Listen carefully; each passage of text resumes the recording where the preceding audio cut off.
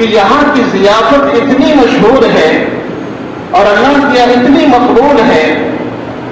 اور مجھے اس بات کا اچھی طرح علم ہے کہ آپ مجھ سے لڑنے کے لیے آئے ہو، لیکن تم ایک مسافر انسان ہو۔ تم کیا ہو؟ ایک مسافر انسان ہو، اور ان لوگوں کی یعنی کہ اپنی بستی کی طرف اشارہ کیا کہ یہاں کے لوگوں کی یہ فطرت ہے کہ چاہے وہ اجنبی اپنے ہو، غیر ہو، دشمن ہو، کوئی بھی ہو، ہم ان کے سامنے میں سب سے پہلے ضیافت پیش کرتے ہیں، کھانا کھلاتے ہیں۔ وہ بادشاہ حیران ہو گیا اور پریشان ہو گیا اور کہا کہ جلدی سے جو ہمارے بیچ میں ہمارے علماء ہیں ان کو بلاؤ۔ ظاہر سی بات ہے کوئی بھی بات وہ لوگ آگے نہیں بڑھتے جب تک کہ اس کے عالم اس کو صحیح راستہ نہ بتلا دے۔ تو کہا کہ اس کے بارے میں آپ کیا کہتے ہیں؟ تو اس عالم نے کہا کہ ٹھیک ہے، میں اس کے بارے میں غور و خوض کرتا ہوں۔ انہوں نے پڑھنا شروع کیا تو اس کو یعنی ان کے عالم نے ان لوگوں کو متوجہ کر کے کہا کہ کتابوں میں لکھا ہے کہ اس سرزمین پر ایک ایسا نبی مبعوث ہونے والا ہے، ایک ایسا نبی آنے والا ہے ہجرت کر کے، کہ جو نبی تمام نبیوں کے نبی ہوں گے، جن کی وجہ سے کائنات سجائی گئی ہے، اور جن کا یہ فرمان ہوگا من کان یؤمن باللہ والیوم الآخر فلیکرم ضیفہ، کہ جس شخص کا اللہ اور اس کے رسول پر ایمان ہوگا وہ شخص ضیافت کرے گا۔ فرمایا کہ اس ضیافت کی پیشن گوئی اور فرمایا کہ اس نبی کی آمد کی پیشن گوئی جب ان کے علماء نے مکمل طور پر بتلایا تو اس کے بعد وہ بادشاہ حیران اور ششدر ہو گیا، اور اس کے بعد ارادہ ملتوی کر لیا اور لڑائی جھگڑے وہیں پر ختم کر کے کہا اپنے علماء سے یہ بتاؤ اس کی امت کی فضیلت کیا ہوگی؟ یہ تو آپ نے ان کے نبی کے بارے میں بتلایا، تو فرمایا کہ وہ امت ایسی ہوگی جو تمام امتیوں کی سردار ہوگی، اور اس امت سے پہلے کوئی جنت میں نہیں جائے گی، اور جو فضیلتیں اس امت محمدی صلی اللہ علیہ وسلم کی ہیں ان کے علماء نے جب ان کو تفصیل سے بتانا شروع کیا وہ اپنے اوپر بہت شرمندہ اور نادم ہوئے۔ میرے بھائیو، بزرگوں اور دوستوں، یہ واقعہ ہمیں اور آپ کو بہت بڑا عبرت اور بہت بڑی نصیحت دیتا ہے۔ اللہ اکبر کبیرہ۔ اور یہ بات جب ہوا کہ جناب رسول اللہ صلی اللہ علیہ وسلم دنیا میں تشریف لائے تو آپ کی آمد کے بعد دنیا کے اندر سنتیں ساری ختم ہو گئی، کفر شرک ختم ہونے شروع ہو گئے، اور اللہ رب العزت نے آپ کی آمد پر ہر طرف بہار ہی بہار کر دیا، اور لوگ جو برسوں سے بت پرستی میں مبتلا تھے، قتل و غارت گیری میں مبتلا تھے، بڑے بڑے جرائم میں مبتلا تھے، اللہ رب العزت نے آپ کے بعثت کے طفیل میں سب کو ختم کر دیا۔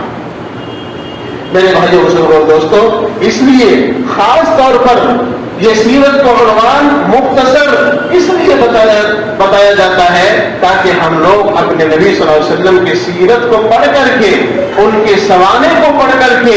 ہم ان کی تعظیم اپنے دلوں میں بٹھائیں، اور جس مقصد کے لیے اللہ رب العزت نے یہاں پر بھیجا ہے ہم اور آپ اس مقصد کے اندر پورے طور پر کامیاب ہو جائیں۔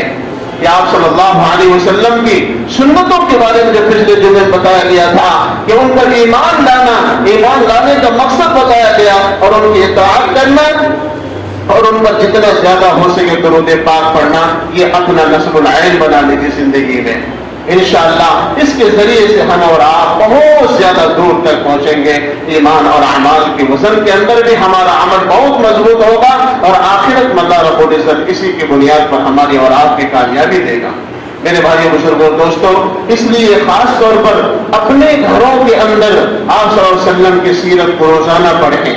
صحابہ کی سیرت کو روزانہ پڑھیں، آپ صلی اللہ علیہ وسلم کی جو تعلیمات سنتیں ہیں وہ روزانہ پڑھیں، اور آپ صلی اللہ علیہ وسلم کی جب اطاعت پوری زندگی میں ہوگی اور ان پر درود پاک کثرت سے پڑھا جائے گا، اللہ کی قسم کھا کے کہتا ہوں کہ اللہ رب العزت ہمیں اور آپ صلی اللہ علیہ وسلم کی زیارت بھی کرائیں گے، اور آپ صلی اللہ علیہ وسلم کی زیارت کرنے والا شخص ڈائریکٹ وہ جنت ہو جائے گا۔ کوئی بھی شیطان یعنی کہ کوئی بھی جن ان کی شکل میں خوابوں میں نہیں آ سکتا۔ اللہ کے نبی صلی اللہ علیہ وسلم کی اطاعت اور درود پاک پڑھنے پر کتنی بڑی فضیلت اللہ نے رکھی ہے۔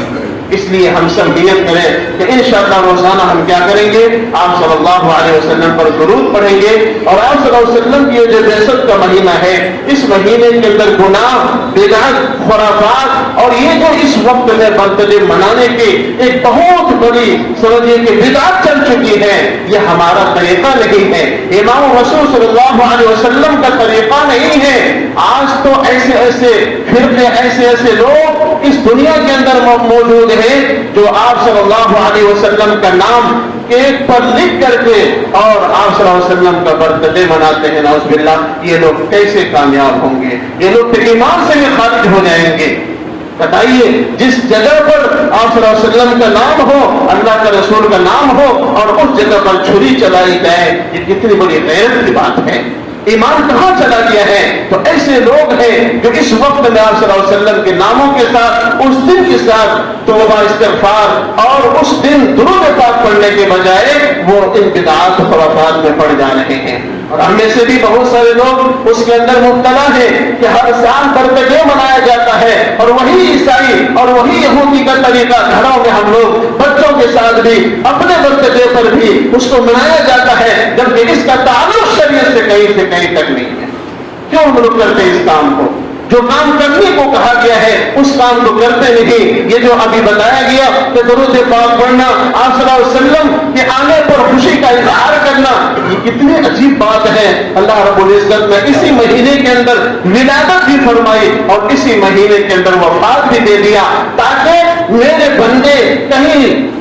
آنے کی خوشی میں کوئی بدعت کام نہ کرنے لگ جائے اور جانے کی خوشی میں کہیں غم کے اندر مبتلا نہ ہو جائے۔ اسی کا نام تو امت وسط ہے۔ نہ یہاں افراط ہے، نہ تفریط ہے، نہ جھوٹ ہے، نہ فضل ہے، بلکہ ایک معتدل راستہ دیا گیا ہے۔ لیکن ہم اور آپ کو ان باتوں کو جب بتایا جاتا ہے تو لوگوں کو ایک اجنبی بات معلوم ہوتی ہے، نئی بات معلوم ہوتی ہے کہ نئی بات کہاں سے آ گئی۔ اس لیے میرے بھائیوں بزرگوں دوستوں، جس دن آپ کا جنم دن آئے یا کسی کا بھی آئے، آپ کے بچوں کا آئے، کسی کا بھی آئے، تو اس دن یہ سمجھو کہ ہماری زندگی کا ایک سال نکل چکا ہے، اب ہم موت کے قریب ہو رہے ہیں۔ خوشی ہونی چاہیے، لیکن خوشی کا مطلب ہرگز نہیں ہے کہ ان دنوں کے اندر گناہ کیا جائے اور بدعت کے اندر آدمی کو کیا کیا جائے، وہ شامل کر دیا جائے۔ اس لیے ہمیں ان ابتداءات سے بچنے ہیں اور ان دنوں کے اندر آپ صلی اللہ علیہ وسلم پر کثرت سے درود پڑھنے ہیں۔ آپ صلی اللہ علیہ وسلم کے جو سنتیں ہیں اس پر مکمل طور پر عمل کرنے کی نیت کرنی ہے، اور کریں گے تو انشاءاللہ اللہ کے مستقبل میں ہمیں نیتوں پر اللہ تعالیٰ فیصلے فرمائیں گے اور صحیح کام کرنے کی توفیق اور غلط کام سے اللہ بچا لیں گے۔ آمین یا رب العالمین۔ وآخر دعوانا الحمدللہ۔